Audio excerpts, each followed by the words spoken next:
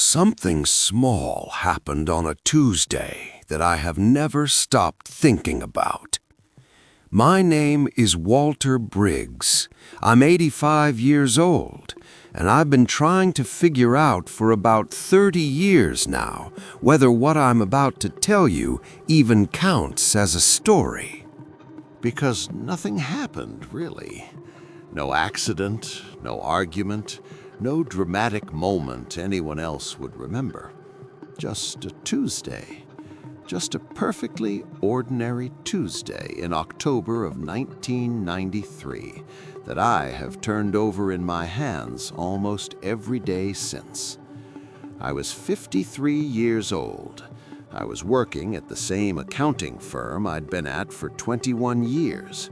I had a wife, Carol, 2 kids who were mostly grown and mostly gone by then, a house with a yard I mowed on Saturdays, a life that looked, from any reasonable distance, completely fine.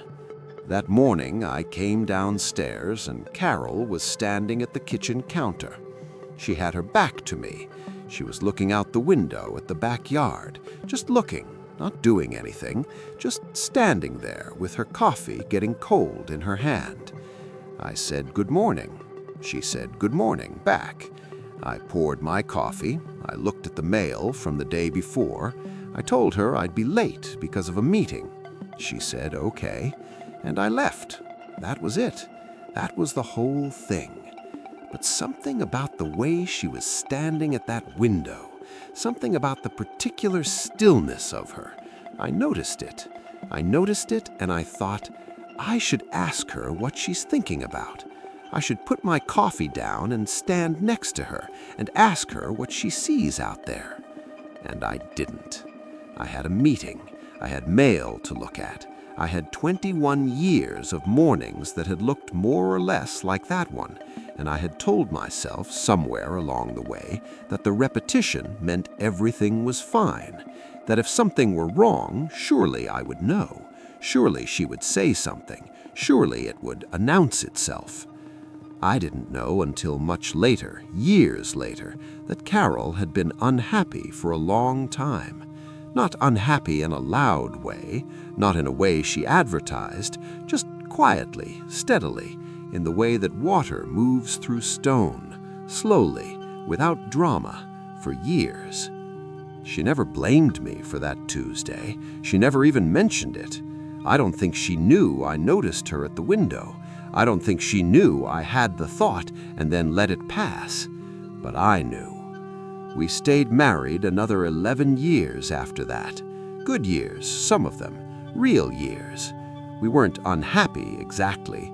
We were 2 people who had gotten very good at the shape of a life together, without always remembering to find each other inside it. She passed in 2008, heart failure. She was 71 years old. And at the funeral, her sister came up to me and said, "Carol used to say she wished you 2 had talked more, really talked." She said it kindly. She wasn't trying to hurt me. I don't think she had any idea what she was handing me when she said it. I've been holding it ever since. Because I knew. That's the thing I can't get past, even now, even at 85, with most of my life behind me. I knew that morning. I stood in that kitchen, and I felt something, and I recognized it, and I made a choice without even calling it a choice. I decided the meeting was more important than the question. I decided the mail was more important than the silence she was standing inside of. I decided, without deciding, that there would be other mornings. There were other mornings, hundreds of them, thousands, and some of them I got right. Some of them I put the coffee down and I asked, and she told me, and we stood at that window together. But that Tuesday stayed. It stayed because it was the morning I saw clearly what I was doing and did it anyway. Every other morning I could tell myself I hadn't noticed, hadn't realized, hadn't understood what she needed. That Tuesday I couldn't say any of that. I just chose wrong. Quietly, without malice, without even fully realizing I was choosing anything at all. I just walked out the door. I don't tell you this because I think you'll learn something from it. I'm too old to believe that's how it works. You'll do your own version of it. Maybe you already have. Maybe you're in the middle of it right now and you don't quite know it yet. I just needed to say it out loud to someone. That I was there, that I saw her, that for one moment I knew exactly what the right thing was. And I had a meeting. If something about this sat with you, if you have your own Tuesday, your own window, your own moment you've carried longer than you expected, I'd be glad to know I'm not the only one. You don't have to explain it. You can just say so.